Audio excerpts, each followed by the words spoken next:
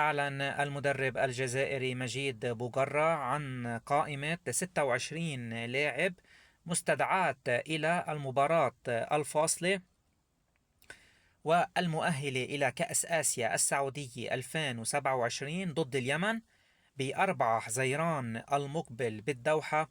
ويكفي لبنان التعادل بهيدي المباراة للتأهل إلى أمجد الكؤوس الآسيوية. وضمت القائمة 7 محترفين خارج لبنان.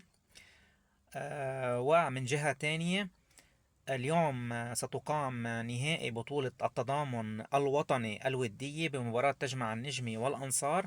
ومن بعدها سيسافر غدا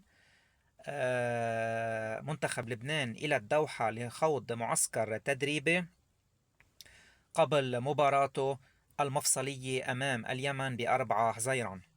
على صعيد مصير الدوري اللبناني، أقام الاتحاد جلسة مناقشة ومشاورة مع أندية كرة القدم اللبنانية، ولم يتم حتى الآن إعلان رسمي عن شكل الدوري، لكن الذي تسرب من معلومات من مصادر اتحادية هو أنه سيستكمل الدوري منتصف حزيران المقبل، أما الآلية لم يتم حسمها حتى الآن.